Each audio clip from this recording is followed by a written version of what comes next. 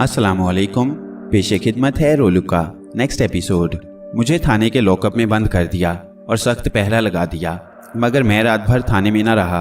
सवेरे लॉकअप में मैं मौजूद न था, ताले उसी तरह मौजूद थे और पहरेदार रात भर जागे थे। पुलिस के लिए ये और बदनामी की बात थी। अब तो बात और ऊपर तक चली गई। बड़े बड़े पुलिस अफसरान की दौड़ें लग गईं। किसी की समझ में नहीं आ रहा था कि आखिर ये हुआ क्या है। लॉकअप बंद है, ताले लगे हैं, पहरा मौजूद है और मुजरिम गायब। इस पर एक और ताज़ियाना कि दूसरी रात ही एक औरत फिर गायब। गोया ये पुलिस को खुला चैलेंज था। ठाकुर जोगिंदर सिंह बनारस में स्वामी नंद किशोर के इंतजार में पड़ा था। मुजरिम का जो हुलिया बयान किया गया था वो मेरा ही हुलिया था। ठाकुर के जहन में मेरे बारे में ये ख्याल गया कि ये तो ज़रूर वही राक्षस है जिसने उसको बर्बाद किया है। गलत ना था। वो ये भी जानता था कि कानूनी तौर पर पुलिस मेरा कुछ नहीं कर पाएगी। उसने किसी से इसका जिक्र ना किया। उस राक्षस के पास ज़रूर कोई ऐसी शक्ति है जो उसका बचाव करती है, और वो शक्ति पवित्र नहीं, इसलिए कि उसके सारे काम गंदे और इंसानों को तकलीफ पहुंचाने वाले हैं। स्वामी नंद किशोर के बारे में वो जानता था कि उसकी तपस्या और भक्ति ज़रूर उस राक्षस को उसके अंजाम तक पहुंचा देगी, और इस कारण वो उसके स्थान पर पड़ा था। स्वामी नंद किशोर के अलावा उसकी नज़र में उनसे बड़ा शक्तिमान भगवान शिव का भगत और कोई न था। अब बम्बई में किसी एक मुकाम पर, किसी एक बाजार में ये वारदातें नहीं हो रही थीं। सारे शहर में किसी भी मोहल्ले से, बाजारों से नौजवान लड़कियां गायब हो रही थीं और पूरे शहर की पुलिस मुजरिम की तलाश में थी। 3 महीने के बाद एक रिहायशी ने बताया उसके मोहल्ले में एक बड़ा मकान है, पुराने ज़माने की हवेली कह लो, मगर उस मकान में सिर्फ एक आदमी रहता है। मैंने देखा है कि वो आदमी दिन भर घर के अंदर रहता है और रात को निकलता है, और जब वापस आता है तो उसके साथ एक औरत होती है। कभी कभी वो 3-3 रातें नहीं निकलता, मगर जब वापस आता है तो एक नई औरत उसके साथ होती है। मैंने उसकी खोज में बहुत रातें बर्बाद की हैं और उसके दरवाजे पर नज़र रखने के लिए एक रोशनदान खास तौर से बनवाया है। शहर में जो कुछ हो रहा था मुझे उसका पता था और मुझे अपनी भी फिक्र थी। हैरत की बात यह थी कि जो औरत उसके साथ आती थी वो हंसती मुस्कुराती आती थी, मगर मैंने किसी औरत को वापस आते नहीं देखा, और यही वजह उस पर शक करने की बुनियाद बनी है। पुलिस को तो एक इशारे की ज़रूरत थी। उसने अजमेरी गेट के उस मोहल्ला का बड़ा होशियारी से मुहासरा कर लिया।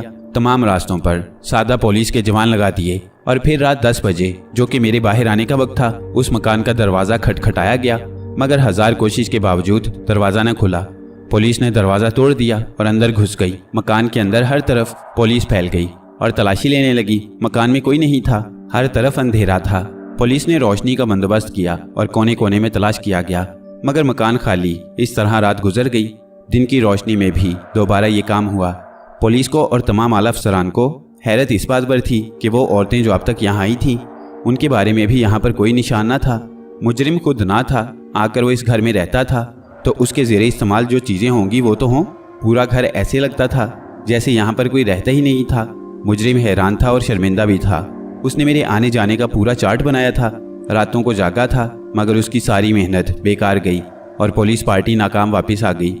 मगर इसके बाद बम्बई शहर में कोई वारदात न हुई। अलबत्ता मित्रा से खबर आई कि वहाँ पर एक औरत और मर्द का कत्ल हुआ है। बम्बई पुलिस ने उनसे इस वारदात के बारे में तफसील पूछी तो जवाब आया, कोई आदमी उनके खाली मकान को किराए पर लेने आया था। वो लंबा तिरंगा था, चेहरे पर खौफनाक मूंछें थी, बदन पर सफ़ेद कुर्ता और कनारी वाली धोती थी। चेहरा वहशतनाक था। मर्द ने उसको मकान देने से इनकार कर दिया और उसके बारे में अपनी धर्मपत्नी और बराबर के मंदिर के पुजारी को बता दिया। उस आदमी का पुजारी के पास आना जाना था। पुजारी को मकान ना देने की वजह उसने उसकी शक्ल और हैबतनाकी को बताया। पुजारी ने कहा, अब अगर आए तो मुझे बताना। वो शख्स रात को आया, मगर अंदर किस तरह आया कुछ पता नहीं। दरवाज़ा बंद था, कमरे का दरवाज़ा भी बंद था। उसने आते ही मर्द को निशाना बनाया, मगर हैरत यह है कि औरत ने किसी किस्म का शोर ना किया और उसके किसी हथियार के इस्तेमाल के आसार भी कहीं नहीं मिले। मर्द के अंदरूनी एज़ा भी लाश में न थे। इसके बाद उसने औरत के साथ बुरा फेल किया और अंदाज़ा है कि सारी रात किया। औरत इस काम से मरने के करीब हो गई तो उसने उसको भी मार दिया। ये भी बगैर किसी हथियार के मारी गई है। उस वारदात का चशमदीद गवाह कोई नहीं है। मुजरिम के हुलिये के बारे में मंदिर के पुजारी ने बताया है कि इस वारदात में एक नई चीज़ भी सामने आई है, वो है लाश के एज़ा का गायब होना। इसका तो मतलब हुआ कि मुजरिम आदमखोर भी है और जिनसी जुनूनी भी है, मगर सवाल ये पैदा होता है कि वो आखिर गायब किस तरह हो जाता है। अंग्रेज़ कमिश्नर ये बात हरगिज़ तस्लीम करने पर राज़ी नहीं होता था कि मुजरिम के पास कोई ख़तरनाक किस्म की मावराई ताकत है, और कानूनी इक़दामात करने पर जोर देता रहा। उसके इन इकदामात से ज़रा फर्क ना पड़ा और किसी न किसी जगह कोई ना कोई वारदात होती रही। उन वारदातों में कदर मुश्तरिक सिर्फ औरत थी और ख़ास तौर से नौजवान और हसीन औरत। अब औरत की लाश मिल जाती थी मगर ख़राब हालत में। उसके जिस्म के बहुत से नाजुक अज़ा नहीं होते थे और उनको किसी छुरी चाकू से काटने के आसार भी नहीं पाए जाते थे। अंग्रेज़ कमिश्नर हेडसन ने अब भी मुजरिम को जुनूनी कहा था। वो उसकी किसी शक्ति को नहीं मानता था। उसका मातहत अमला उसके ख्यालात से इत्तेफाक नहीं करता था मगर वो हेडसन का कुछ बिगाड़ भी नहीं सकता था। हेडसन पुलिस लाइन के जिस बंगले में रहता था उसके चारों तरफ पुलिस के मकानात थे और उसके बंगले पर हर वक्त 4 नौजवानों का पहरा रहता था। हेडसन और उसकी बीवी मैरी 2 ही फर्द घर के थे। बावर्ची और बेरा रात खाना खिलाने के बाद चले जाते थे। सिर्फ बाहर पहरेदार अपनी ड्यूटियों पर होते थे। रात की तरह उस रोज़ भी वही हुआ जो रोज़ होता था। रात को पहरेदार बंगले के बाहर गर्दिश करते रहे और वारदात हो गई। हेडसन और मैरी जिस कमरे में सो रहे थे उसमें एक पलंग पड़ा था और दोनों साथ उस पर ही सो रहे थे। हेडसन न जाने कैसे फर्श पर पड़ा था और बीवी के साथ वो हुआ जो अब तक होता रहा था। न हेडसन की आंख खुली न किसी पहरेदार ने कोई आवाज़ सुनी। मैरी एक खूबसूरत औरत थी। उसके जिस्म के अज़ा भी लाश में न थे। हेडसन को कुछ नहीं किया गया था। वो फर्श पर पड़ा रहा। ये वारदात कोई मामूली वारदात न थी। यहाँ पर भी दरवाजे बंद ही थे। तमाम पहरेदारों के बयानात एक से थे कि उन्होंने कोई आवाज़ नहीं सुनी और किसी को आते जाते नहीं देखा। हेडसन दीवाना सा हो गया और उसको ये तस्लीम करना पड़ा कि मुजरिम कोई मामूली आदमी नहीं है। उसके पास ज़रूर कुछ ऐसी ताकत है कि उसकी पर्दापोशी करती है और उसको रिवायती पुलिस के अंदाज में गिरफ्तार नहीं किया जा सकता। साबिका रिकॉर्ड से पता चलता है कि उसको एक दफ़ा गिरफ्तार भी कर लिया गया था मगर वो लॉकअप में एक रात ना रुका। उस वक्त भी ताले लगे थे और संतरी मौजूद थे। अब हेडसन दूसरे रुख पर सोच रहा था। उसके मातहत ज़्यादातर हिंदू ऑफिसर थे।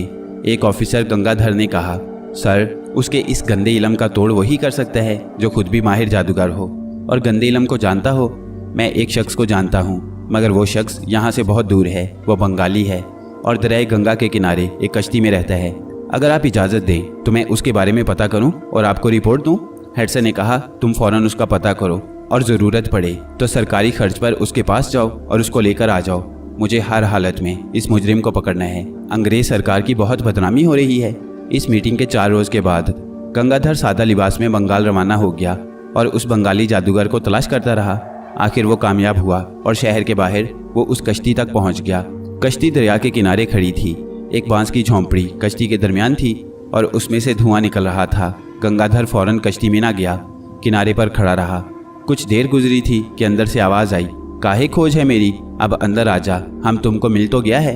गंगाधर कश्ती के अंदर चला गया और चटाई का पर्दा उठाकर झोंपड़ी के अंदर देखने लगा। अरे अंदर आ जा, बाहर क्या करता है, आवाज़ आई। गंगाधर अंदर चला गया। झोंपड़ी में बाहर की निस्बत ज़रा अंधेरा था मगर इतना भी नहीं कि कुछ नज़र ना आए। बांस और चटाई की बनी हुई उस झोंपड़ी के बांसों पर बहुत कुछ नज़र आ रहा था। किसी जगह कोई हड्डी लटक रही थी, किसी बांस के सिरे पर कोई खोपड़ी थी, किसी जगह सूखे फूलों के हार लटक रहे थे, कहीं पर सिंदूर और फूल पड़े थे। गेंदे के फूल तो हर जगह नजर आते थे। गोल हड्डियां रखी थी, लोहे के टुकड़े और सड़ी कलेजी की बदबू के साथ लोबान की खुशबू भी आ रही थी। उस झोंपड़ी का माहौल इस तरह था कि यहाँ पर कोई नॉर्मल आदमी 1 मिनट नहीं गुजारना चाहेगा मगर गंगाधर अपनी घर से आया था, उसको तो रुकना था, अपनी बात उस तक पहुँचानी थी। बंगाली एक तरफ बैठा था और इतना मुख्तसिर था कि पहली नज़र में नज़र नहीं आता था मगर गंगाधर ने उसको देख लिया। आखिर उसकी नज़र एक पुलिसमैन की नज़र थी। वो खड़ा रहा और इंतज़ार करता रहा कि बंगाली आगे क्या हुक्म देता है। वो जानता था कि काम वो करवाने आया है, इसलिए उसने बंगाली को नाराज़ नहीं करना है। उसकी मर्जी के बगैर कुछ नहीं करना है। बंगाली की सुर्ख आंखें उसके जिस्म की सबसे ज़्यादा नुमाया चीज़ थी। वो उनसे गंगाधर पर नज़रें जमाए था और उसके चेहरे के हर तासुर को नोट कर रहा था। चंद मिनट गुजर गए और बंगाली ने गंगाधर के अंदर और बाहर सब पढ़ लिया। उसकी तलाशी ले ली और फिर बोला, लोहे का औजार हमारी नाव में नहीं चलेगा, क्यों लाया है मूर्ख। गंगाधर समझ गया कि उससे किसी किस्म का झूठ बोलना एतमाद खोने के बराबर है। इसको पता है कि मेरे पास क्या है। उसने अपने जहन को सच बोलने के रास्ते पर डालने का फैसला किया और फिर बड़ी मुतवाज़न आवाज़ में बोला, आप अंतर्यामी हो, अंदर और बाहर का हाल आपसे क्या छुपा है। मैं ड्यूटी पर हूँ और आपकी मदद की ज़रूरत पुलिस डिपार्टमेंट को पड़ गई है और मैं सरकारी ड्यूटी पर हूँ। आपको तलाश करने में मैं बंगाल के कोने कोने में गया हूँ। मैंने हर कश्ती में आपका पता किया है। आपकी ज़रूरत अंग्रेज़ सरकार को पड़ गई है। बात है इंसानी ज़िंदगियों की। पूरे देश में एक राक्षस फिर रहा है। उसका निशाना नारी है। वो नारी के शरीर को खा भी जाता है। किसी के हाथ नहीं आता। एक दफ़ा गिरफ्तार भी हुआ, फिर रातों रात हवालात से निकल गया। अब आपकी सहायता की ज़रूरत है। बंगाली ने उसकी पूरी बात सुनी और फिर बोला, पूरे देश में मेरी नज़र में तो कोई शक्ति ये काम नहीं कर रही, और वो भी अघोरी शक्ति जो शरीर को खाती है। अरे शिक्कू भोले के होते ऐसा कौन आ गया है? मैं 1000 बुरों का बुरा, ये मुझसे बढ़कर नहीं चढ़ेगा, इसको नहीं छोड़ेगा। हमसे पूछा नहीं और आ गया, अब नहीं छोड़ेगा। गंगाधर खुश हुआ कि उसने शिक्कू भोले के दिल में उस राक्षस के खिलाफ नफरत डाल दी और वो उसके साथ ताउन करने पर राजी हो गया। गंगाधर बोला, वो राक्षस आपके इलाके से बहुत दूर यूपी में वारदातें करता है, आपको उधर जाना पड़ेगा। बंगाली तुरंत बोला, जाएगा, उधर जाएगा, अपनी नाव पर जाएगा, पर इतनी दूर ये नाव चली जाएगी? गंगाधर बोला, तुम जाओ। कितने दिन में बंबई पहुंचे बताओ? गंगाधर बोला, 3-4 दिन तो लग जाएगा। जमुना किनारे तुमको ये नाव नजर आ जाएगा तो मेरे पास आ जाना, लेकिन अकेला आना और इस तरह आना जैसे तुम अभी आया है। अब तुम जाओ, तुम्हारा ड्यूटी पूरा हुआ। गंगाधर खामोशी से झोंपड़ी से बाहर आया और फिर फलांग कर नाव से बाहर आ गया। दूर दूर उस नाव के अलावा कोई ना था और फिर वो बंबई के लिए रवाना हुआ। तीसरे दिन रात को वो शहर आ गया। रात गुजारकर सवेरे हेडसन की खिदमत में हाजिर हुआ और पूरी रिपोर्ट दी। हेडसन खुश हुआ और बोला, इस मिशन के पूरा होते ही हम तुमको इनाम देगा। हेडसन को रिपोर्ट देकर वो जमुना के किनारे चला गया और मरघट तक चला गया। फिर मरघट के दरमियान वो शिक्कू भोले बंगाली की नाव देखकर हैरान रह गया। नाव पानी में खड़ी थी और वो किनारे पर था, मगर नाव आहिस्ता आहिस्ता उसकी तरफ आ रही थी और फिर ऐन उसके सामने आ गई और शिक्कू भोले झोंपड़ी से बाहर आ गया। उसकी आंखें अंगारा हो रही थीं, लगता था कि खून उसकी आंखों से निकलने वाला है। गंगाधर उसको देखकर डर गया। शिक्कू भोले की आवाज़ उसके कानों में आई, तुमने झूठ बोला, हमको इधर उधर बुलाया। इधर क्या है? वीरों ने तलाश किया, कुछ नहीं है। मेरे वीर सारे उसकी खोज में लग गए, पर वो ना मिला। अरे मैंने सनखा को हुक्म दिया, उससे बड़ी शक्ति क्या है, पर वो भी नाकाम हुआ। मैं भींट दे देकर थक गया। तूने मूर्ख मुझे बड़ा कष्ट दिया। बता तूने ऐसा क्यों किया? गंगाधर डर के मारे कांप रहा था। बड़ी मुश्किल से बोला, मैंने आपसे झूठ नहीं बोला। अरे दीवाने, मेरी शक्ति एक नहीं है, पर मैंने अपनी हर शक्ति को आजमा लिया, मगर कोई राक्षस ना मिला। भोले ने कहा, पर मेरी बात की गवाही पुलिस रिकॉर्ड और हजारों आदमी देंगे। आपकी शक्ति ने आपको नहीं बताया, मगर वो इस जमीन पर है, आपको इंतजार करना होगा। वो जरूर कोई ना कोई वारदात करेगा। मैं रुकता हूँ इधर, देखता हूँ। अगर तेरी बात झूठ हुआ तो तुमको नहीं छोड़ेगा। मैं बंगाल का अकलौता राजा हूँ और मुझसे बड़ा अघोरी कौन होगा? गंगाधर उसकी बातें सुन रहा था, मगर उससे डरता भी था। उसकी नाव बड़ी खस्ता और उस पर फूंस की झोंपड़ी, मगर बंगाल की बूढ़ी गंगा से आ गई थी। हैरत की बात तो गंगाधर के लिए ये भी थी, इसके अलावा झोंपड़ी के अंदर का सामान भी उसके लिए कम हैरतनाक ना था। शिक्कू भोले ने फिर कहा, किधर भी कोई गड़बड़ी होता है तो मेरे पास इधर आओ। गंगाधर ने हाँ में गर्दन हिलाई और बोला, अब मैं तुम्हारे पास ही आऊँगा। भोले ने हाथ के इशारे से उसको जाने का कहा। गंगाधर को घर जाना था, मगर वो घर ना गया और दोबारा कमिश्नर हेडसन के पास चला गया और शिक्कू भोले से होने वाली बातचीत की रिपोर्ट उसे दी। अब शहर में कोई वारदात न हुई, मगर शहर के करीब एक आबादी में पता चला कि किसी औरत को अगवा किया गया है। वो औरत भी पेशा करने वाली थी और अपनी बरादरी में बड़ी मशहूर थी। उसके कोठे पर एक शख्स आया और नाच गाना बंद करके साथ चलने पर इसरार किया, मगर औरत घाक किस्म की थी, राजी ना हुई। उसके आदमी चारों तरफ मौजूद थे, उसके इशारे पर उस शख्स पर टूट पड़े, मगर उस अकेले शख्स ने उन सबको मार मार कर हुलिया बिगाड़ दिया और औरत को भरे बाजार में से ले गया। इस दफा सिर्फ इतनी तब्दीली हुई कि औरत अपनी मर्जी से उसके साथ ना गई, मगर उस शख्स का हुलिया पिटने वालों ने जो बताया वो हूबहू मेरा था। रात भर वो औरत गायब रही। फिर दरिया के किनारे एक झाड़ी में उसकी लाश मिल गई। उसकी लाश की हालत भी बताती थी कि ये काम उसी राक्षस का है। गंगाधर दौड़ा शिक्कू भोले के पास और पूरी कथा उसने सुना दी।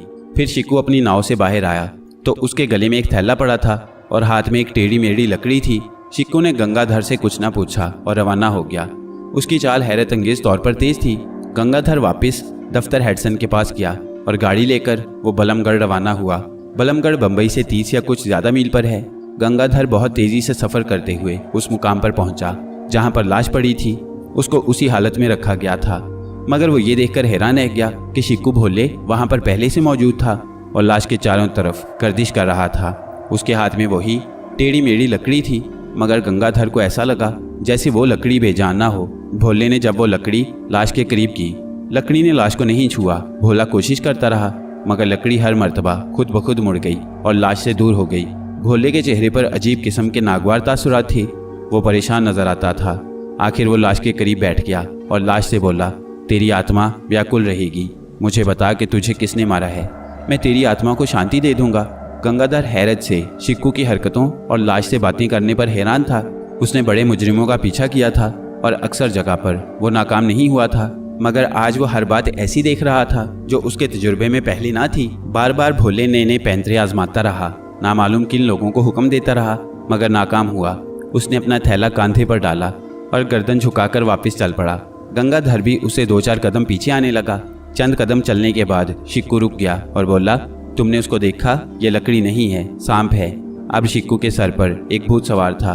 वो खुद को काले और गंदे इलम का बादशाह कहता था, मगर अब उसको एहसास हो रहा था कि भवानी या काली के इलम ही हरफ आखिर नहीं है। 1100 पूर्णियाँ और उनके मातहत भी ना काफ़ी हैं। बड़े से बड़ी कुर्बानी देकर भी ये काम नहीं हो रहा है।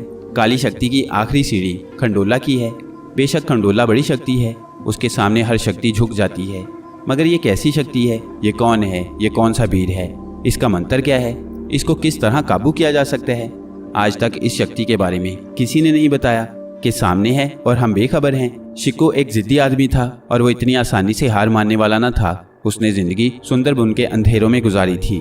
उसने बड़े बड़े जाप किए थे और बड़ी से बड़ी शक्ति को न सिर्फ हासिल किया था बल्कि उस पर पूरा पूरा अबूर हासिल किया था। वो अपनी शक्ति पर नाज करता था। किसी को उसके सामने खड़े होने की जरूरत नहीं हुई। वो एक खस्ता नाव में रहकर भी पूरे बंगाल पर राज करता था। उसकी सल्तनत निराली थी। उसकी रियाया किसी को नजर नहीं आती थी। उस पर वो हुक्म चलाता था और सबको उसी का हुक्म मानना होता था। उसके लिए ये बात बहुत शर्म की थी कि कोई नई शक्ति उसको शिकस्त दे जाए। वो वापस आ गया और अपनी नाव को किनारे पर खड़ा करके सुंदरबन के अंधेरों में गुम हो गया, मगर उसका वजूद फिर भी हर बात से बाखबर था। उसके वीर पल पल की खबरें उसको पहुंचाते थे। ये अंदाज़ा तो उसने पूरी तरह कर लिया था कि अकलौता की शक्ति का कोई स्थान नहीं और हम दोनों की गिज़ा के लिए मेरा निशाना ज़्यादातर पेशावर औरतें होती हैं। इसकी वजह शायद ये हो कि उन तक रसाई आसान और जल्द हो जाती है। उसके मुतहर्रिक और नज़र न आने वाली जासूस भीड़ हर उस मुकाम पर थे जहाँ पर इस किस्म की औरतें धंधा करती हैं। वो खुद हज़ारों मील दूर ज़रूर था, मगर उसके और भीड़ों के फासले बेमायनी चीज़ थे। शिक्कू भोले बंगाल का था। ये दर्जा आसानी से नहीं मिलता। बहुत मुश्किल हालात से गुजरना पड़ता है। ज़िंदगी और ईमान को दाव पर लगाना पड़ता है। इन मरहलों की बड़ी लंबी तफसील है। जादू नगरी में संखा का दर्जा 5वां होता है। इस दरसगाह के कुल 8 दर्जे होते हैं, मगर कोई आखिरी दर्जे पर नहीं पहुंच सका। बड़े से बड़ा जादू का माहिर 6ठे दर्जे तक जा सका, मगर उसके आगे वो ना जा सका। कहते हैं 7वें दर्जे पर सिर्फ एक ज्ञानी पहुंचा था, मगर वो कुछ ना कर सका और पत्थर बन गया। जमीन ने उसको निकल लिया और उसका पता ना चल सका। संखा भैरव का दोस्त बन जाता है और उसके बड़े से बड़े काम भैरव करता है। भैरव मकड़ी की शक्ल पसंद करता है और उसके मातहत वीर सब उसी शक्ल में रहते हैं। जादू सीखना आसान नहीं है।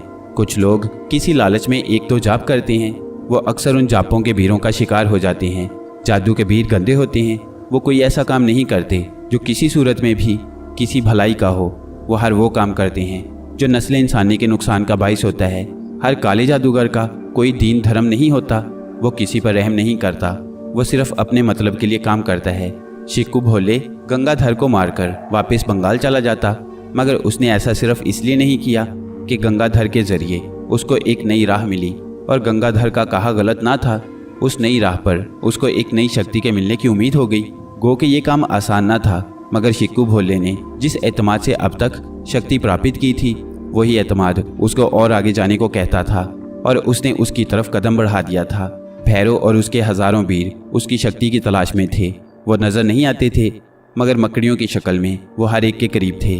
फैरोज़ाबाद एक नहायत गुंजान शहर है और ज़्यादातर आबादी मुसलमानों की है, और ये खुशहाल भी हैं। खुशहाली की वजह उनका हुनर और मेहनत है। ये चूड़ियाँ बनाने का मरकज़ है और पूरे हिंदुस्तान में इस शहर की ही चूड़ियाँ फ़रोख्त होती हैं। मर्दों के अलावा औरतें और बच्चे तक काम करते हैं। हर घर में भट्टियाँ लगी हैं। पत्थर के कोयले का इस्तेमाल बहुत है। ये गर्म शहर है, इसलिए कि 24 घंटे भट्टियाँ ठंडी नहीं होती। भारी काम, तार खींचना और भट्टी पर काम करना मर्द करते हैं। चूड़ी बनने के बाद भी बहुत काम होते हैं। घरेलू औरतें अपने घर ले जाकर उनको जोड़ती हैं, उन पर रंग के काम करती हैं और उनकी भी खूब मजदूरी होती है। ये कहना कि सब मुसलमान ही ये काम करते हैं गलत होगा। इस काम में फैरोज़ाबाद की पूरी आबादी मुलविस होती है। मर्द दिन भर मेहनत करने के बाद और खूब कमाने के बाद तफरीह करने निकलते हैं। यहाँ पर हर शहर की तरह एक बाज़ार है। उसमें मर्दों की तफरीह का हर सामान मौजूद है, नाच गाना और उससे आगे भी शराब की दुकानें खुली हैं। यहाँ पर जरिया आमदनी खूब है, इसलिए मर्दों की जेब में पैसे होते हैं और वो उनको खर्च करने में उस बाज़ार में आते हैं। यहाँ की औरतें ज़्यादातर हिंदू और दूसरे शहरों की होती हैं और सिर्फ कमाने की गर्ज से आती हैं। हर रोज़ उस बाज़ार में एक मेले का समा होता है, मगर आज एक ऐसा ख़रीदार भी आया है जो देता नहीं है और ले जाता है। वो उन औरतों का शिकारी है जो मर्दों का शिकार करने यहाँ पर बैठी हैं। भैरों के जासूस बेचैन हैं, उन्होंने नई बात महसूस कर ली है और अपनी बेचैनी भैरों तक पहुँचा दी है। और वही खबर शिक्कू भोले के पास बंगाल तक जा चुकी है और उसने इस बाज़ार के रास्तों पर नाकाबंदी कर दी है और ख़ुद फ़ौरन आ रहा है। उसके आने में ज़्यादा वक्त सर्फ ना हुआ। यहाँ आने के बाद उसने भी शीशनाक की खुशबू सूंघ ली और वो बड़ी होशियारी से एक मुकाम पर डटकर खड़ा रहा। उसके चारों तरफ उसके वीर मौजूद थे। दयाराम के खिलाफ इतनी बंदिश और इंतजामात थे, मगर मैं बड़ी बेपरवाही से एक कोठे में मौजूद था और मेरे सामने एक निहायत हसीन औरत जर्क बर्क लिबास में और 16 सिंगार किए महवे रक्स थी और मैं उस पर नोट निछावर कर रहा था और छत पर लटकी एक मकड़ी मेरी एक एक हरकत शिक्कू को बता रही थी। रात 2 बजे मैं खड़ा हो गया और लड़की से बोला, यहाँ पर तेरा काम ख़त्म हुआ, मेरे साथ चल। लड़की ने अपने गिर्द बिखरे नोट समेटे और खड़ी होकर बोली, मेरा काम सिर्फ नाच गाना है। वो मैंने पेश कर दिया। मेरा नाम लक्ष्मी बाई है। पूरे हिंदुस्तान में मैंने अपनी कला की रोज़ी कमाई है। बाल बच्चेदार हूँ, मैं जिस्म फरोश नहीं हूँ। आपको बहुत मिल जाएंगे इस बाज़ार में। मैं बोला, मगर मैं जहाँ आ जाता हूँ उसी को लेकर जाता हूँ। चलना तो तुझे ही पड़ेगा। इतनी बातचीत के दौरान एक निहायत कमज़ोर जिस्म, बदन से नंगा शख्स दरवाजे के अंदर आ जाता है और अपनी भारी आवाज़ में कहता है, बस तेरा वक्त पूरा हुआ और अब किसी को ना छेड़। मैं बोला, तू कौन है? कबाब में हड्डी? चल जा, अपना काम कर, नहीं तो बेमौत मारा जाएगा। मैं शिक्कू भोले हूँ, तेरे सारे काम मुझे पता हैं और मैं अगलोता हूँ। तूने मेरा नाम कभी सुना भी नहीं होगा। मैं दुनिया की वो शक्ति हूँ जिसके बारे में कोई नहीं जानता। तू मेरे सामने बौना है और तेरी मकड़ियाँ सिर्फ मकड़ियाँ नहीं, कीड़े मकोड़े हैं। शिक्कू ने बातों के दौरान ही एक आजमाया हुआ हरबा इस्तेमाल किया, मगर मैं मुस्कुराता रहा। भोले परेशान हो गया। ये जंतर मंतर मत कर, मैं अगलौता हूँ, मेरे अंदर शीश का मन है। मैं फूंक मार दूँ तो तू भस्म हो जाएगा। मैंने तुझे नहीं छेड़ा, तू भी मत छेड़, इसी में दोनों की भलाई है। मैं बोला, चल ठीक है, मैं तेरे रास्ते पर नहीं आऊँगा, मगर तुझे बताना होगा कि तू क्या चीज़ है, तू कौन सा वीर है और किसके लिए काम करता है। सारी देवी और देवताओं के तो मैंने जाप कर रखे हैं, मगर तू कहाँ से आ गया ये तो बता। मैं कसम खाता हूँ भवानी की, तेरा पीछा नहीं करूँगा। शिक्कू बोला, मगर अगलोता को काबू करने के जतन करूँगा। आगे ये भी तो बोल, मन के अंदर जो कुछ है सब बाहर क्यों नहीं लाता। तेरी जादुई ताकत यहाँ पर ख़त्म होती है, मेरी वहाँ से शुरू होती है।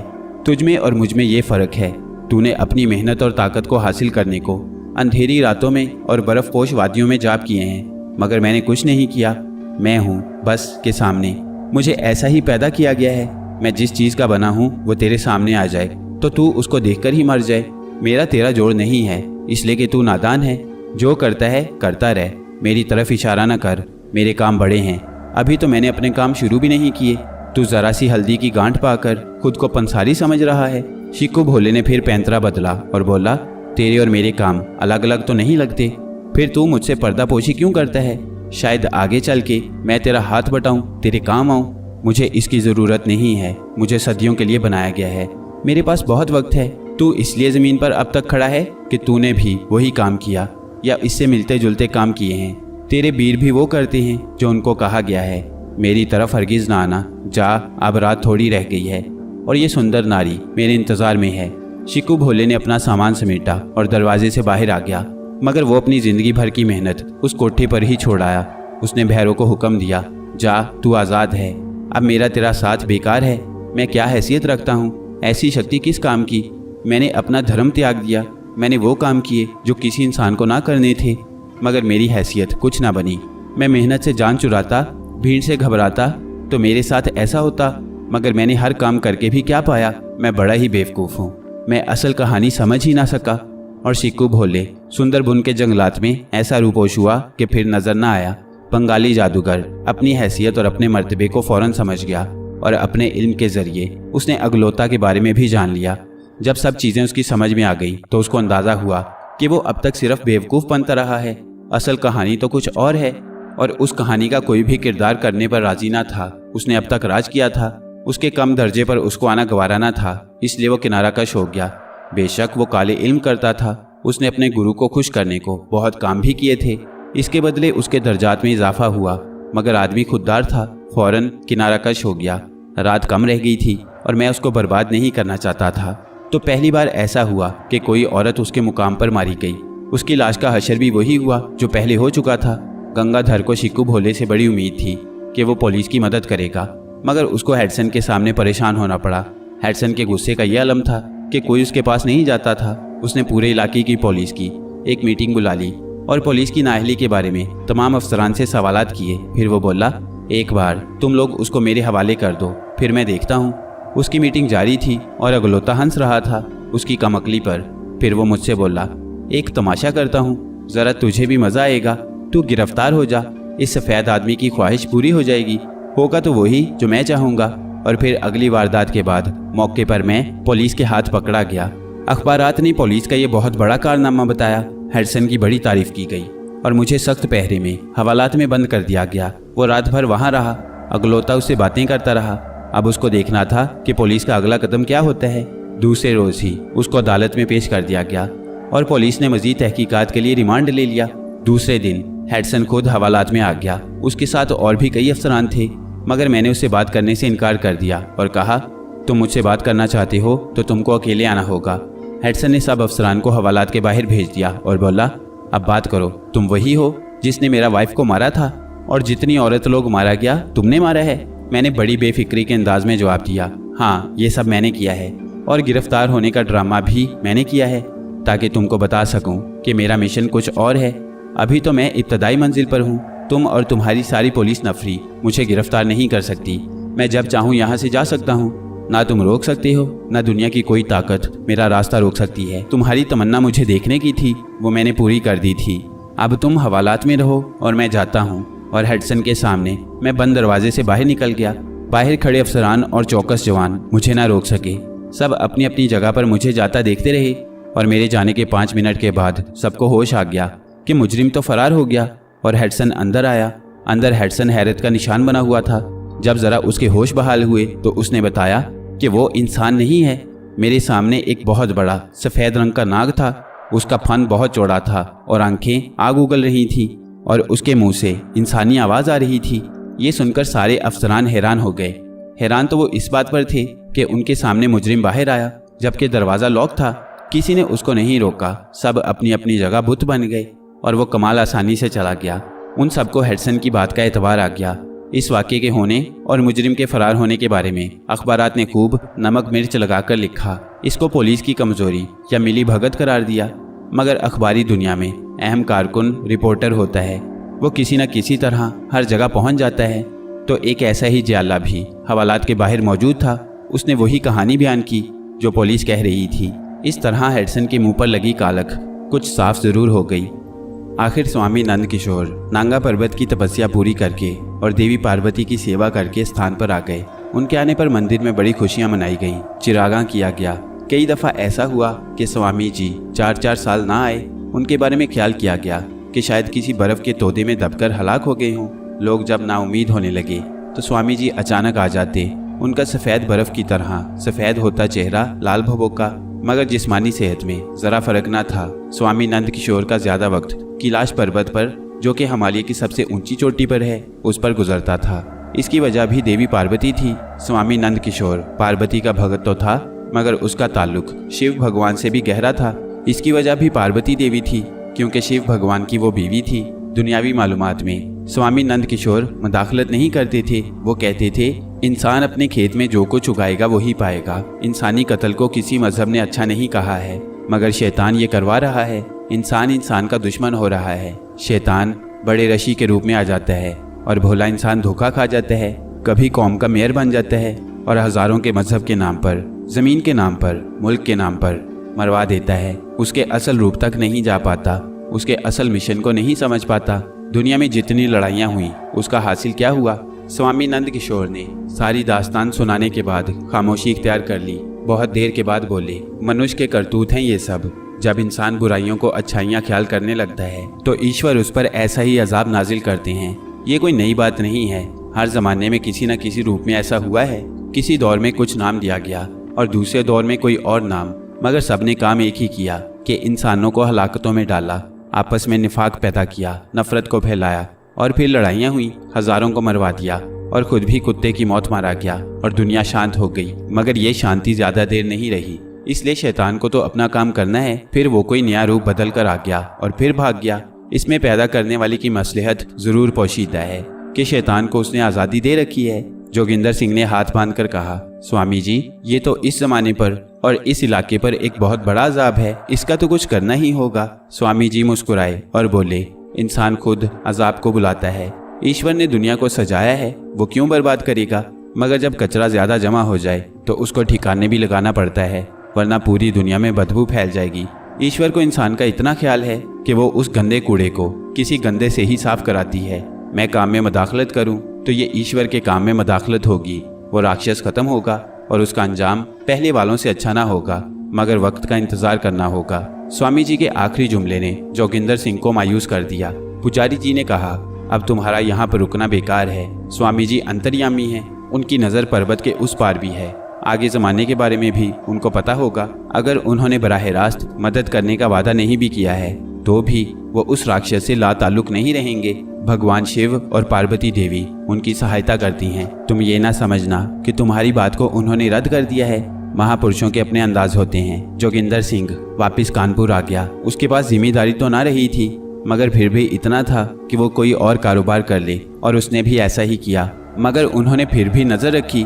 रतन नाथ शर्मा शहर जौनपुर के जाने पहचाने आदमी थे। उनकी बात को गौर से सुना जाता था। अचानक उनके दिल में इक़्तिदार की तमन्ना जाग गई और वो म्यूनसिपैलिटी के चेयरमैनशिप के इलेक्शन में उम्मीदवार बन गए। इस काम के लिए उन्होंने कई लोग रखे जो शहर में उनके लिए तकरीरें करें और दुश्मन उम्मीदवार की ताकत का अंदाज़ा करें और फिर उसका तोड़ पैदा करें। उनमें एक शख्स मोहन भी था। वो नहायत चरब जुबान और लड़ने भिड़ने वाला पहलवान नुमा आदमी था। डर और खौफ वो जानता ना था। दुश्मन के जलसों में बेखौफ शिरकत करता था और शर्मा जी को दुश्मन की पोजीशन बताता था। चंद रोज में ही वो अपनी बहादुरी और काबिलियत से बाकी सबसे आगे निकल गया। शर्मा भी उस पर एतबार करने लगा और वो शर्मा जी का भरोसे का मुशीर बन गया। मोहन सारी रिपोर्ट शर्मा जी को ज़रूर देता था, मगर इसमें सिर्फ इतनी तब्दीली करता था कि तासुब की चाशनी शामिल हो जाए। वो एक मुखालिफ के जलसे से वापस आया और उसने रिपोर्ट दी, शर्मा जी, भगत राम तो कुछ नहीं है। उसकी तकरीर भी इतनी ज़ोरदार नहीं कि लोगों को मुतासिर करे। उसने भी वही बातें कही हैं जो दूसरे करते रहते हैं। जौनपुर को दिल्ली और बम्बई बनाने के वादे किए हैं, मगर मेरी आंख में उसका एक कारिंदा है। उसकी दौड़ धूप और तकरीरें भगत राम को खड़ा कर रही हैं। अगर वो ना होता तो भगत राम आपके सामने खड़ा नहीं रह सकता था। डर तो सिर्फ उससे है। रतन नाथ शर्मा ने कहा, तो फिर तोड़ ले उस ससरे को, जो मांगे दे दे। बहुत मुश्किल है सरकार, मैंने आजमा लिया है। रुपए पैसे का बोली जरा नहीं लगता। उसका नाम क्या है ये तो बता, मैं उसका बंदोबस्त कराए देता हूँ। शर्मा जी बोले, ऐसा हरगिज न करना शर्मा जी। जरा सी भनक भी किसी को लग गई कि ये काम आपने कर दिया है तो फिर इलेक्शन गया आपके हाथ से। सारे वोटरों की हमदर्दियाँ उसकी झोली में चली जाएंगी और भगत राम जीत जाएगा। सारी मेहनत पर पानी फिर जाएगा सरकार। तो उस छोरे का क्या नाम है? उसका नाम मुकेश है। हाँ तो तुम बताओ उसका क्या सोचा है? शर्मा जी ने पूछा। आप इजाज़त दो और मेरी पीठ पर हाथ रखो तो मैं खुद उसका इलाज कर दूंगा। मोहन बोला, तुम्हारे जहन में उसका क्या इलाज है? शर्मा ने पूछा। मेरे पास बहुत तरीके हैं, कहो तो साफ कर दूं, कहो तो शहर बदर कर दूं। मगर शहर बदर करने पर यह डर है कि दूसरे शहर में मेरे और ख़ास तौर से आपके खिलाफ बातें करेगा। इलेक्शन तो आप जीत जाएंगे, मगर इसके बाद शायद कोई मुश्किल खड़ी कर दे। मेरा पहला तरीका बेहतर लगता है। मोहन बोला, मगर मेरे ख्याल में इसमें यह खराबी है कि चमारों की बड़ी आबादी है और मुकेश उसी बरादरी का है। उसके मरने के बाद वो शोर तो करेंगे और हम चूँकि मुखालिफ लोग हैं, इल्ज़ाम हम पर डालेंगे। फिर हमारा जवाब क्या होगा? इलेक्शन में एक रात में मौसम बदल जाता है, हारा हुआ जीत जाता है। शर्मा ने कहा, इसका तोड़ ये है कि हम उसके कातिल को दूसरे रोज ही गिरफ्तार करवा देंगे। वो कातिल नकली होगा और बाद में अदालत से बरी हो जाएगा अदम सबूत की वजह से, मगर वक्ती तौर पर सैलाब का रुख बदलने में काम आएगा और इलेक्शन हमारे हाथ आ जाएगा। मोहन ने कहा। शर्मा जी बोले, वाह मोहन, तेरा दिमाग इन कामों में खूब चलता है। मोहन ने जवाब दिया, पर जरा खर्च वाली बात है। नकली कातिल को देना होगा, वो जेब में जब तक रहेगा उसका खर्च अदा करना होगा, और फिर पुलिस, उसके भी तो कुछ भाव हैं, वो भी अदा करना होंगे। अरे तू इसकी फिक्र ना कर, वो मैं सब कर दूंगा। शर्मा बोले। तो फिर मुकेश छोरे के दिन गिने गए। किसी दिन किसी भी मीटिंग में उसका काम हो जाएगा। 3 दिन गुजरे, शहर में ये वाकया हुआ। कि मुकेश एक इलेक्शन मीटिंग से वापस अपनी साइकिल पर आ रहा था कि नाले के ऊपर आते ही उसकी साइकिल को ब्रेक लग गए और वो जमीन पर गिर पड़ा। रात का वक्त था, सारी दुकानें बंद थी, दूर दूर कोई सवारी आती नजर न आती थी। मुकेश जमीन से उठ ना सका और उसकी गर्दन पर छुरी फिर गई और वो वहीं मर गया। कातिल ने इतनी सफाई से काम किया कि एक छींट उस पर नहीं आई। कुछ देर में गश्त पर पुलिस आ गई और उसने एक आवारा फिरते आदमी को गिरफ्तार कर लिया। पुलिस का कहना है कि वही आवारागर्द मुकेश का कातिल है। भगत राम के लिए मुकेश बड़ा अहम आदमी था। उसके इलेक्शन की सारी कैंपेन वही चला रहा था। उसके लिए बहुत बड़ा सदमा था। उसने उस कातिल का इल्ज़ाम शर्मा पर डालने की कोशिश की, मगर कातिल हवालात में मौजूद था। उसके बारे में पता चला कि उसका ताल्लुक किसी पार्टी से नहीं है। वो एक निरा जाहिल और अहमक आदमी है। वो कहता है मैंने मुकेश को नहीं मारा, मगर ये तो हर कातिल कहता है। तहकीकात के बाद पता चलेगा कि वो सच कहता है कि झूठ। बात शर्मा के खिलाफ आगे ना बढ़ी और इलेक्शन में शर्मा जीत गया। मोहन की इज्जत शर्मा के पास बढ़ गई और वो चेयरमैन का खास आदमी बन गया। शर्मा बड़ा होशियार आदमी था, मगर मोहन का दिमाग तकरीबी कामों में खूब चलता था। कातिल जेल में था और मुकदमा अदालत में कि एक नया आदमी उस बस्ती में आ गया और चमारों के चौधरी से मिला। चौधरी ने आने की वजह पूछी तो वो बोला, बात यह है चौधरी कि मुकेश जो कातिल पकड़ा गया है वो असल नहीं है। असल कातिल तो आज़ाद है, मौज कर रहा है। बात यह है कि मैं भी ज़ात का चमार हूँ और मुरादाबाद का हूँ। यहाँ पर मुझे कोई नहीं जानता कि मैं कौन हूँ, इसलिए हर काम कर लेता हूँ। मामला चूंकि मेरी बरादरी का आन पड़ा है, इसलिए मुझे मुकेश और उसके घर वालों से हमदर्दी हो गई और मैं तुम सबकी मदद करना चाहता हूँ। मेरे बारे में किसी और को खबर ना हो तो मैं तुम्हारी हर तरह मदद करूँ। रुपए पैसे और मुकदमाबाजी सब करूँगा। एक दूसरी बात, इस मामले में मेरी हमदर्दी और भी है, और वो ये है जो कातिल बनाया गया है वो भी अपनी बरादरी का है। देखो उन हरामियों की चाल, हमारे ही आदमी मारा गया और हमारा ही आदमी कातिल बना डाला। चौधरी बोला, बात यह है भैया कि हम सब तो बहुत गरीब हैं। ये तो हमको भी पता है कि कातिल चमार है, पर उसने मुकेश को क्यों मारा उसका पता नहीं है। पर अब तुम कह रहे हो तो समझ में आ रहा है कि आखिर वो क्यों मुकेश को मारने लगा। पर हम गरीब लोग किसी की मदद क्या करें? पेट भर रोटी पैदा करने में सारी दिहाड़ी चली जाती है। कौन वकील करे, अदालत के चक्कर लगाए, पुलिस की झिड़कियां सुने, हमारी कोई इज्जत किसी जगह नहीं है। मैं जानता था कि इसी किस्म का जवाब मिलेगा, मगर फिर भी बोला, तुम एक बड़ी आबादी हो, बड़ी जात के लोगों से कम नहीं हो, मगर दब इसलिए रहे हो कि तुम गरीब हो, बड़ी जात के टुकड़ों पर सदियों से पड़े हो। अरे कब तक ऐसा करोगे? जरा हिम्मत करो। रोज रोज की डांट किल किल से कब जान बचाओगे? एक दफा तो हिम्मत करना होगी, एक दफा तो डट जाना पड़ेगा। डट जाओ। अब रहा रुपए के खर्च का मामला तो इसकी फिक्र ही ना करो, मगर मेरा नाम ना आए, मैं कौन हूँ पता ना चले। अंदरूनी तौर पर तुम अपने आदमियों को तैयार करो और ये रखो 2000 रुपये। सबके पास लड़ाई के औजार पहुँचाओ। मैं जानता हूँ तुम लोग बुज़दिल नहीं हो, मगर इज्जत जहाँ बहुत सी खराबियों को पैदा करती है वहीं पर इंसान को बुज़दिल भी बना देती है। वो डरपोक हो जाता है, अपने साय से भी डरने लगता है। इन बड़ी जात के लोगों के पास किसकी दौलत है? ये सब तुम्हारे खून पसीने का पैसा है। तुमने इनको गुलामी करके दिया है, इनसे ये वापस छीन लो। मगर ये काम उस वक्त होगा जब तुम एक मुट्ठी हो जाओगी। मैं हर रोज तुम्हारे पास आऊँगा और तुम्हारी ज़रूरत का ख्याल रखूँगा। मोहन चमारों में एक नया शोशा छोड़कर वापस आ गया और शर्मा जी के दफ्तर में उसने उनसे मुलाकात की और बोला, आपने तो कुर्सी पकड़ ली और समझ लिया कि काम खत्म हुआ, पर ऐसा नहीं है। काम तो कुर्सी के मिलने के बाद शुरू होता है।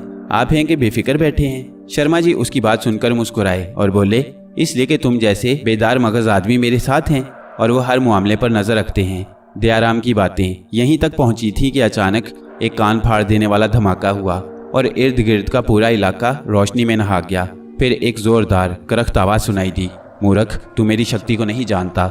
मैं बलवान शक्ति का मालिक हूँ, अब संभाल मेरा हमला। इसके बाद दयाराम की आत्मा को रोलुका की आवाज़ सुनाई दी, दयाराम अपनी जगह साबित कदम रहना, घबराना नहीं। ये अगलौता तेरा कुछ बिगाड़ नहीं सकता। मूर्ख दयाराम, तू क्या समझता है कि तू मुझसे बच जाएगा?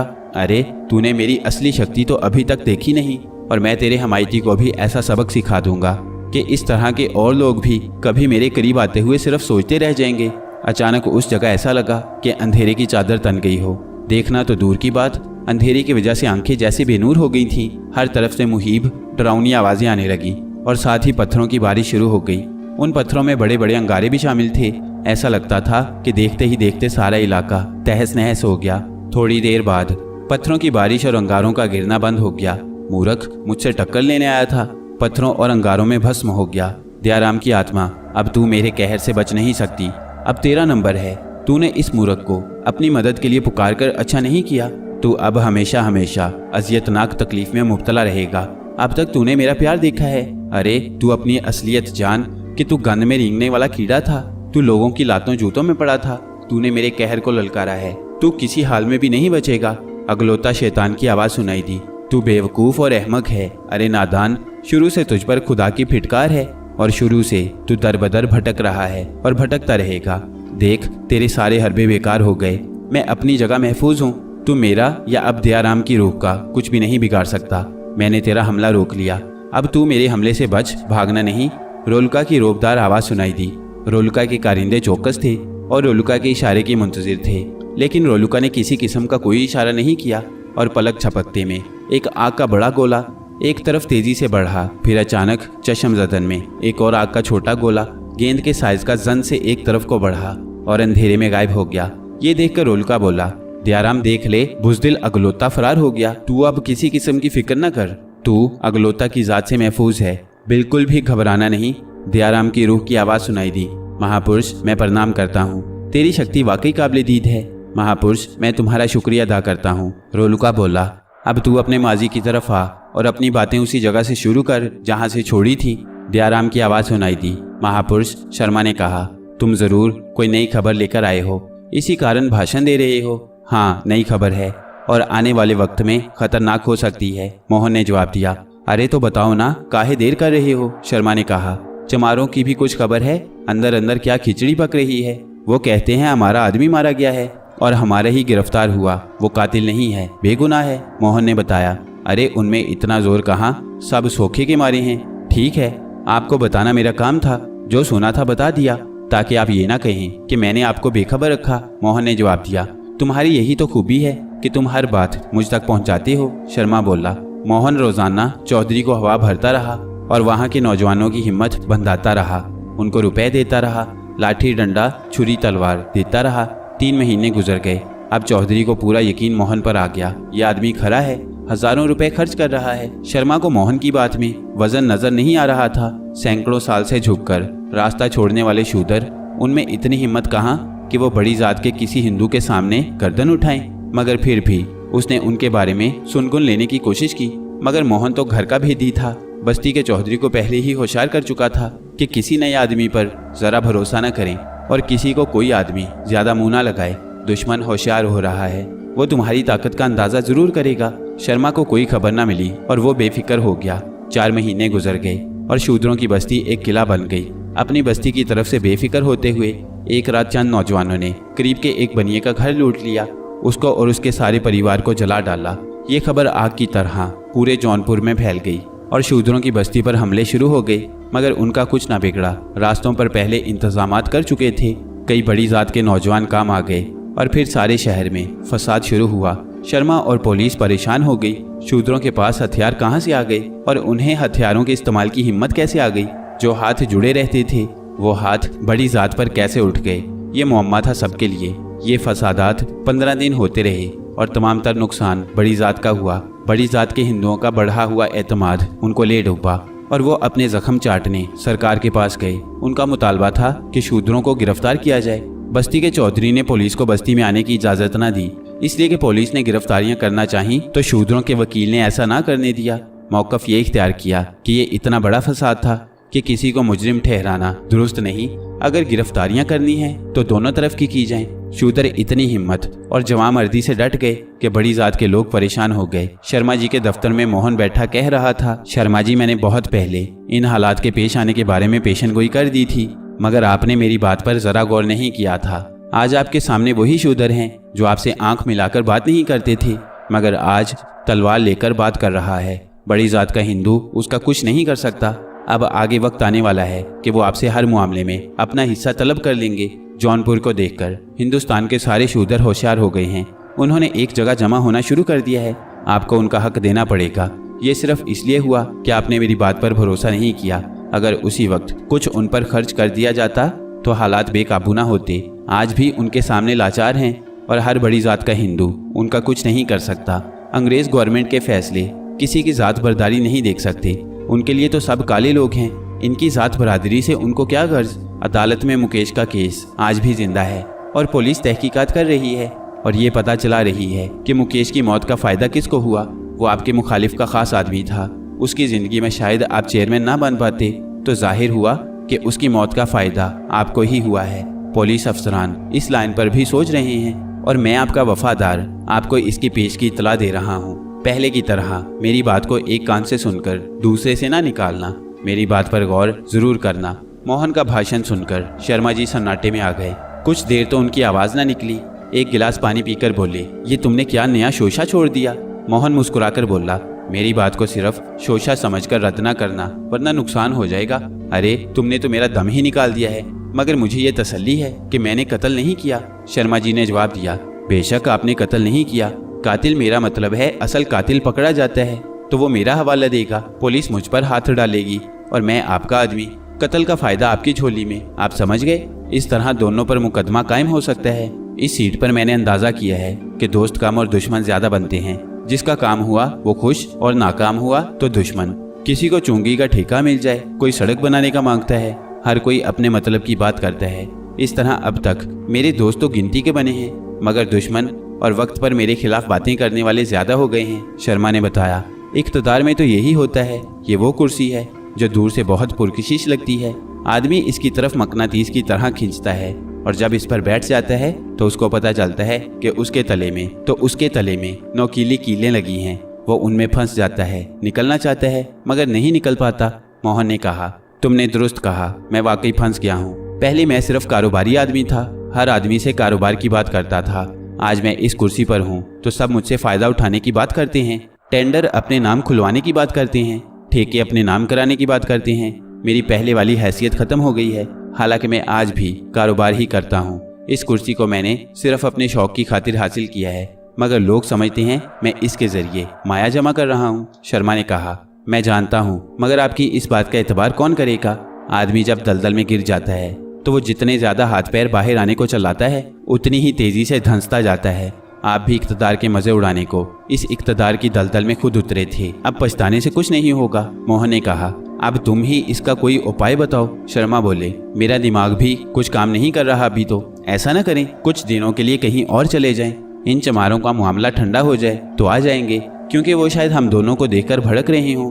ये बेकार की बात है। बिल्ली को देखकर कबूतर आंखें बंद करता है, मगर क्या ऐसा करने से बिल्ली चली जाती है। मोहन बोला।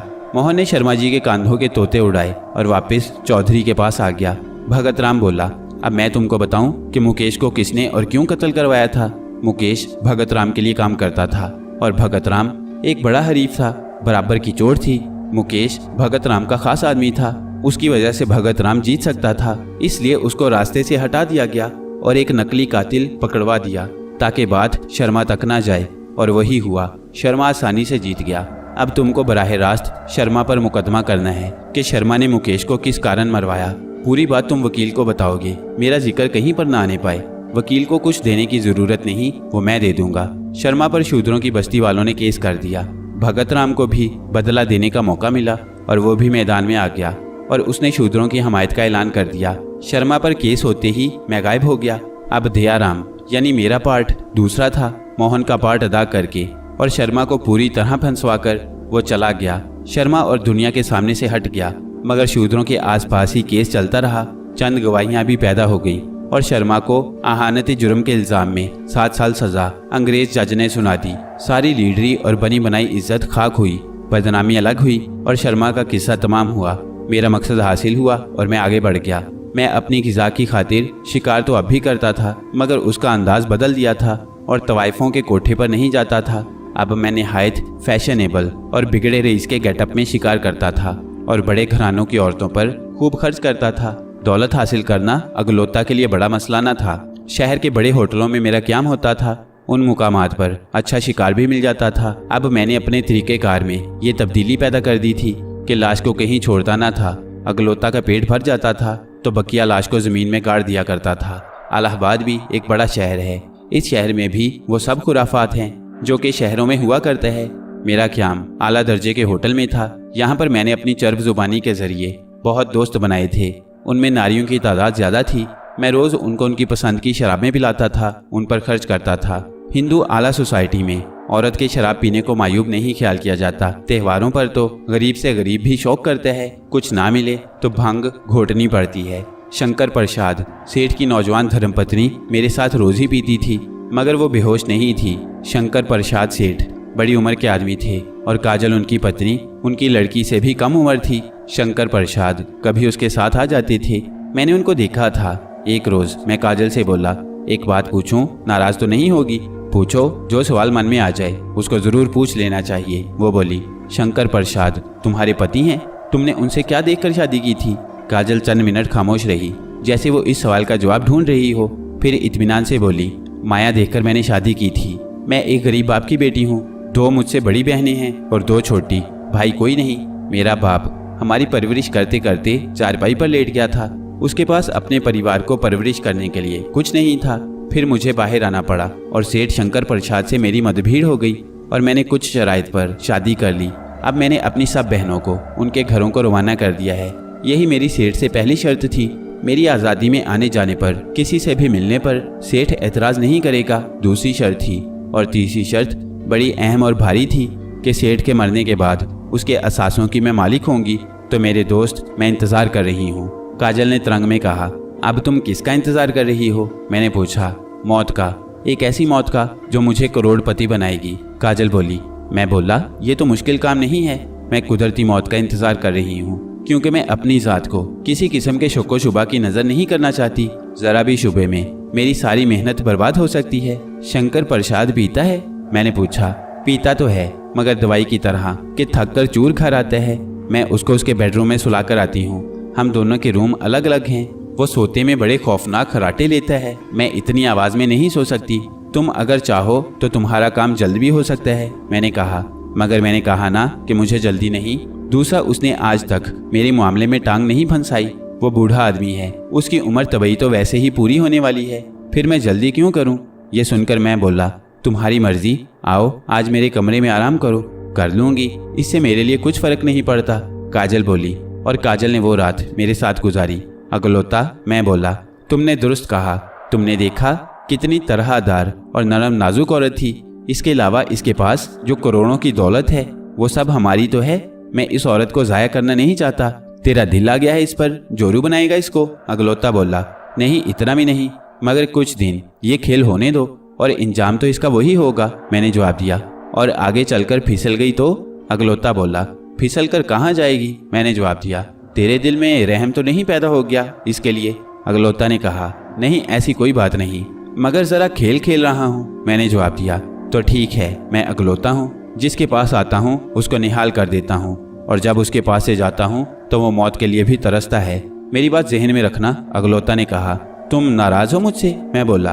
अब नहीं हूँ। मेरा मिशन तुम पूरा करो, अच्छों को बिगाड़ो, जुल्म सितम बर्बरियत के काम करो, औरतों की मांग उजाड़ो, बच्चों को अनाथ बना डालो, नेकों के ईमान खराब करो। मेरा ये काम है और मैं तुमसे ये काम कराऊंगा और तुम करोगे। ये काम चंद रोज का नहीं है। तुम मर जाओगे तो तुम्हारी जगह दूसरा लेगा, फिर तीसरा। मैं तो रहूंगा और ये काम भी जारी रहेगा जैसा कि अब तक जारी है। ऐसा नहीं हो सकता कि मैं भी तुम्हारी तरह हमेशा रहूं, मैंने पूछा। नहीं, ऐसा करना मेरे बस की बात नहीं है। इसलिए मुझे अभी से किसी ऐसे आदमी की तलाश शुरू करनी है जो तुम्हारी तरह दुनिया में आया हो और उसमें वही खूबियां हो जो तुम में हैं, अगलोता बोला। तो फिर तुम मुझे छोड़कर किसी और के पास चले जाओगे? मैं बोला। नहीं, मैं तुमको ठिकाने लगाने के बाद जाऊंगा। तुमसे पहले कई को ठिकाने लगा चुका हूँ, अगलोता बोला। मैं हंसकर बोला, कोई ऐसा नहीं मिला जो तुमको ठिकाने लगाए? मिला था, मगर मैंने उसका मुकाबला न किया, भाग गया और बच गया। इसका मतलब हुआ तुमसे भी ज्यादा शक्ति वाले इस दुनिया में मौजूद हैं, मैं बोला। एक के ऊपर एक है और किसी की शक्ति का कुछ पता नहीं है। मेरी बात याद रखना, मैं जहाँ इशारा करूँ रुक जाना और फरार हो जाना। कुछ ऐसे भी हैं जो नजर आते कुछ हैं और होते कुछ और हैं। उनकी शक्ति का अंदाजा नहीं होता।